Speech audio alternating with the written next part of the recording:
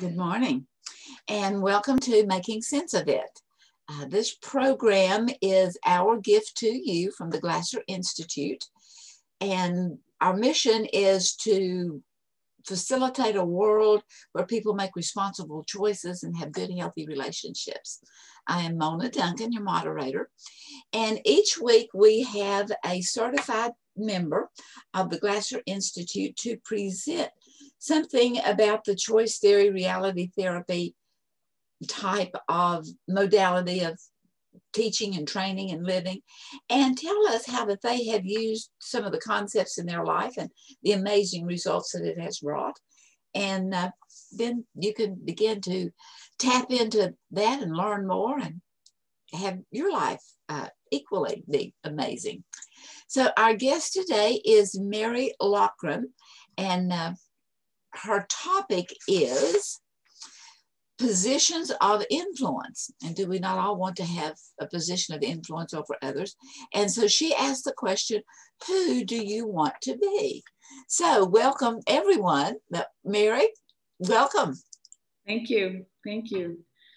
Good to be with you all. It was good to pull some of these thoughts together. So looking forward to sharing this with you and getting any input that you all have. So I work with a school in Louisiana, and it serves a pretty underserved population. And so some of the teachers experience quite a bit of frustration in their relationships with the students. And we've tried to encourage lead management with them. And so talking about what that looks like has led to a discussion of these positions of influence. And one of the major things that I like to stress with the students is that, or stress with the teachers, sorry, is that they are going to find it difficult to teach the students if they don't work on a relationship with the students. And building those relationships takes time, and many things along the way can derail it and not lead to a healthy growth of the relationship. So understanding more about lead management can be really helpful for the teachers. And I've seen this work in in lots of different settings, lots of different schools, but also just in work environments as well. So I'm going to share a little PowerPoint here with you all and see if I can get it loaded up here. So do you all see that? Yes. Okay, great. And here we go. So when we talk about positions of influence and lead management, we acknowledge that we cannot change another person, as Glasser has taught us. Each person is going to be the agent of their own change, and that's going to happen through self-evaluation. But we can influence situations, we can influence events, and we can influence people. So to paraphrase Glasser, it's difficult to care about someone that we are trying to control. It's also difficult to care about somebody that is trying to control us. So it will be difficult to have any kind of influence over another person if that person feels like they're being controlled. But what's a teacher to do? So teachers have responsibilities to teach and to manage behavior in their classrooms so that they have a nice, rich learning environment for all the students. But when teachers exercise control to coerce their students, they're going to get compliance at best. But more likely, they'll get resistance and an increasingly intolerable atmosphere for everyone where learning is no longer any fun at all. This little guy is showing us the Punisher.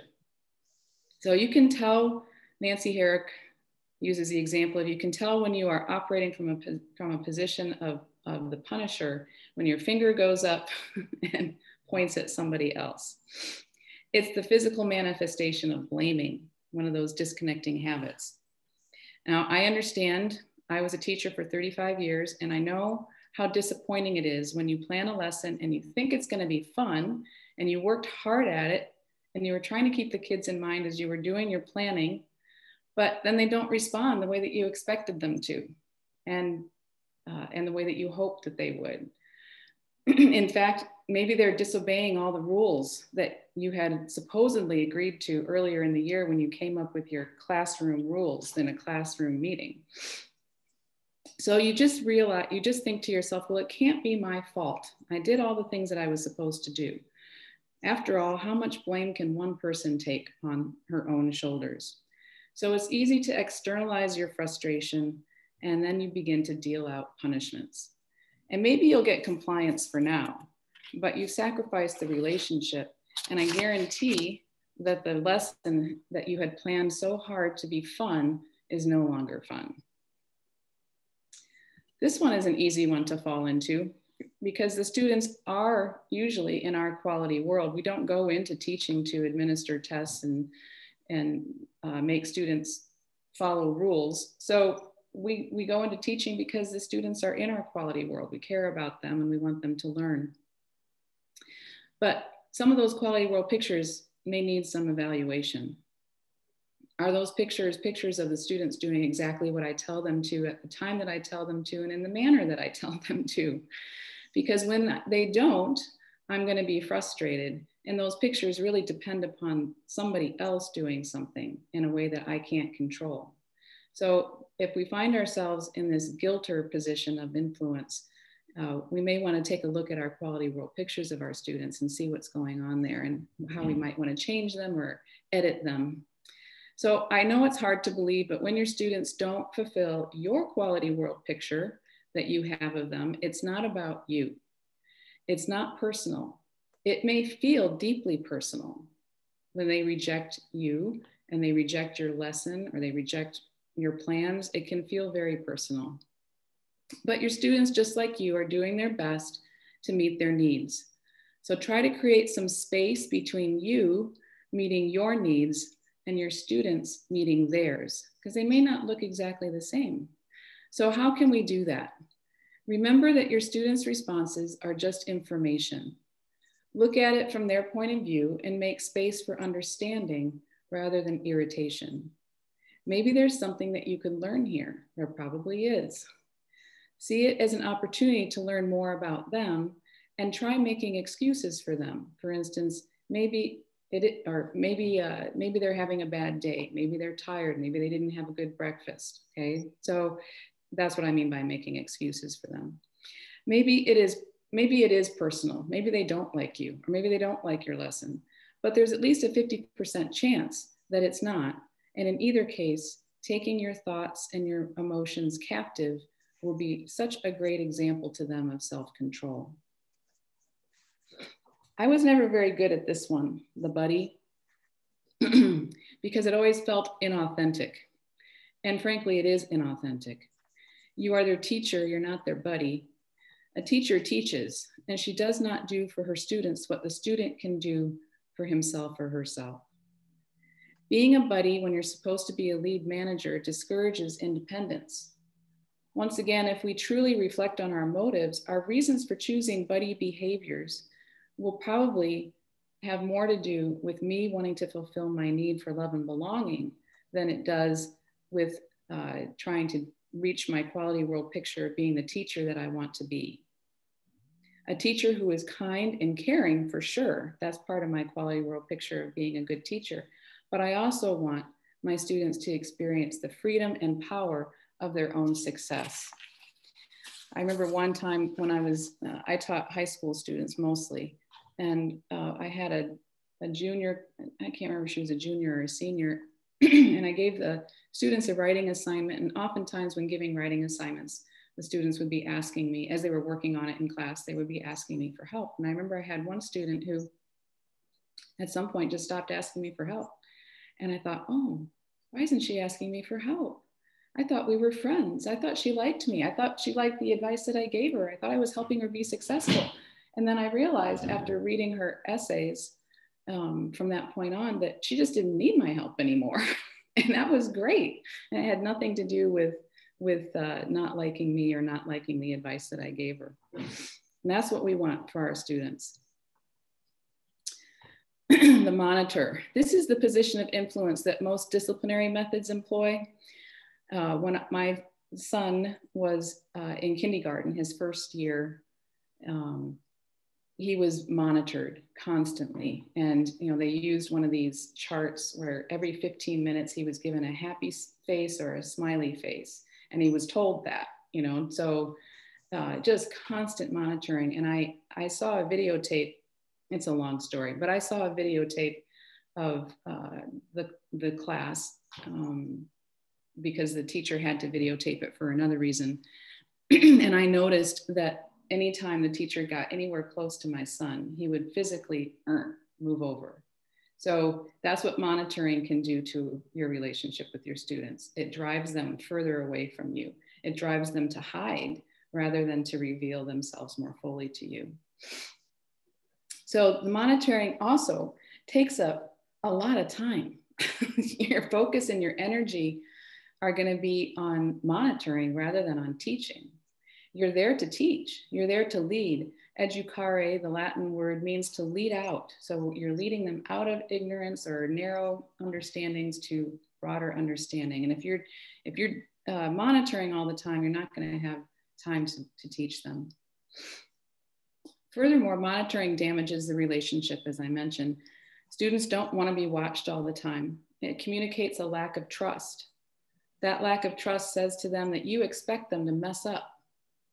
I don't have any statistic for it, so don't quote me, but people will give you what you expect from them. If you're looking to catch them doing something that they're not supposed to, they will probably give you what you're looking for. And if you don't get compliance, you're going to get hiding. And it won't be a commit, even if you do get some compliance, it won't be any kind of a commitment, and you've not taught them anything except maybe how to avoid being detected.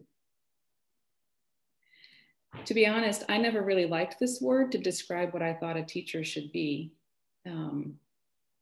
But it's the word that is used. It's interesting when you look for pictures for manager and monitor, the monitor pictures are actually tend to be more positive than the manager pictures do. And I think it's because many people, maybe not just me, think that the word manager sounds too controlling. But I realized in studying Glasser's work that a lead manager is not managing the other person. The lead manager is managing the relationship from her particular position of responsibility. So a lead manager is in the thick of it, not just a traffic cop directing students to do as they are told or employees. Rather, she's invested in the relationship. She's invested in seeing the other person succeed. She's willing to help when needed and willing to step back and encourage self-directed independence. When the teacher is no longer needed, that means the student has learned. But that doesn't mean that the relationship is at an end. There's always more to learn for both of you, and the degree to which you have protected the relationship is the degree to which you will continue to be an influence in the students' lives. So here are some things that we might hear from teachers. So that's a list of the punisher, guilter, buddy, monitor, and manager. So that's what I just went over. So who do the following sound like? Here are some things that we might hear from teachers, ourselves or others, and see if you can tell which position of influence they come from. Anybody want to try one? Don't you dare do that again. Well, kind of like a punishing. If you do it again, you're going to get some punishment. Yeah. I can't believe you would do such a thing. Well, that sounds like the buddy that I knew you so well, but now you're just acting out. Yep. That could be a guilter too, I suppose. You know? Yeah. You just can't believe you did that, right? Don't worry, I'll help you. That's the buddy. Buddy. Buddy. Yep. Now the manager could say, you know, do you need some help? Or would you like some help? Or, you know, what's the one thing that I could help you with that would help move you forward? But you're putting it back on the student, or you're putting it back on the employee. And the don't worry part sure is that's a buddy thing to say. Right. What's the agreement that we made? Well, that could kind of go with several of them, but especially the guilter. Like you're not living up to your point of the contract. Yep. 10 minutes left, 5 minutes left, etc. Time's up. Well, the rusher. Well, it's trying to get you to speed up and not really do your best. Yeah, yeah. And the monitor, I watched a teacher one time who was doing that kind of thing. And so he was keeping track of time on one side of the board, you know, so he'd put 10 minutes and he'd put 5 minutes. And on the other side of the board, he was putting up the names of students who were misbehaving. So he was so busy doing those two things. I don't think any teaching happened. Okay, what are you doing? I can see that how the monitor is definitely watching the clock as well as everything else, as to how you are, the student is keeping up. Exactly. So here are some other ones. Practice that 20 times. I'm counting. Kind of sounds like a monitor. Yeah. Since you can't be quiet, you have to, I can't see the rest of my thing. You have to sit over there. Sit over there. Punishing. Yeah. Yeah, there's a punisher. Yeah. So another thing that I will do with teachers when I'm presenting this, we go through, you know, all these and just kind of discuss them and discuss, you know, which ones are and which ones aren't, you know, helpful things to say. So I think there was one that I used actually that was really, I went down to help teach for a week at the school in Louisiana, and I said something like, "Oh my goodness, how old are you children?" And that was clearly that was bad. that was a guilter. That was not quite a punisher, but yeah, and definitely a monitor. So it's really easy to fall into some of these things. So one of the things that I think that I have personally found really helpful is to front load lessons, not just in terms of how can I present this lesson? How can I begin this lesson in a way that's going to help the students engage? But also, what am I going to do? What am I going to do if they respond in ways that I'm not wanting them to? So having those kind of things in the back of your mind, you know, ready to pull out when you need them can be really helpful. Even if they're just phrases that you're going to use, you know, just kind of memorized phrases that you're going to use. So we want to move from monitor to manager as quickly as possible. So sometimes little ones, you know, 3, 4, and 5-year-olds need a bit of monitoring because they do things that can be dangerous either to themselves or to somebody else. And so there is a certain amount of monitoring that needs to happen. And in employment situations too, if you're a lead manager in a company of some sort, you know, there's a certain amount of monitoring that you're responsible for doing. And even testing in any environment is a kind of monitoring. You're checking to see what's been learned. But again, always be thinking about, even when you have to operate from that position of monitor, always be careful that however you choose to do that, however you choose to monitor the situation or the relationship or the learning, that you're not damaging the relationship and that you want to move it forward to a manager position of influence more quickly. So then I have teachers think about a recent conflict and have them describe their total behavior. And I ask them to describe what position of influence they used and to discuss either internally or with somebody else, was it effective?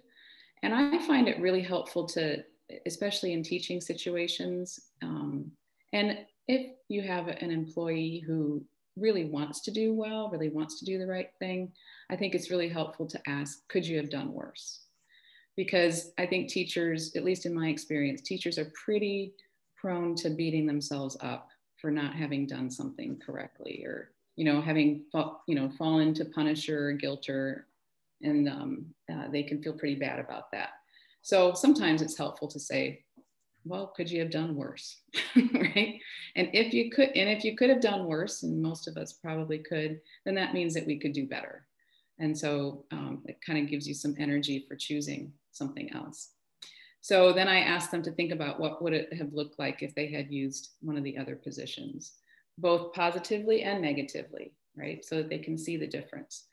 and then ask them what they would do now. So that is my presentation. Okay, well, thank you, Mary. That was wonderful. I love the way you started off with the fact that each person is responsible for their own change and that we learn to change through self-evaluation. Can Yes. you expand on that? Yes, well, I think it's a lot of teachers know that. I'm just expanding from my experience of training teachers. So a lot of teachers know that something isn't going well because it's not going the way that they want it to, but they don't always realize that they don't have control over the students, but they do have control over themselves. And so helping them see, kind of go through that self-evaluation of, well, okay, so this didn't go the way that you wanted it to. The kids are not behaving in the ways that you want them to behave. They're not learning the things that you want them to learn. Well, what can you change? And, usually they say, well, how can I get the students to do blah, blah, blah, blah, blah, how can I get the students to stop doing blah, blah, blah, blah, blah? Well, can you do that? Can you get the students to do those things? Well, I've been trying and it doesn't work.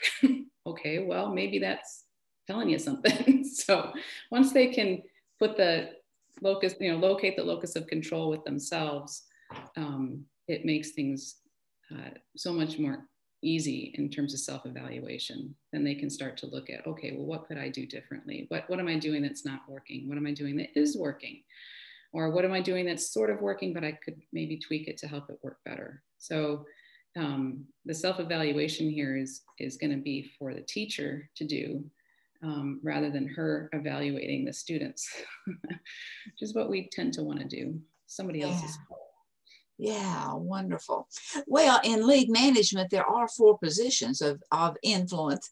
And of course, the manager is one of them.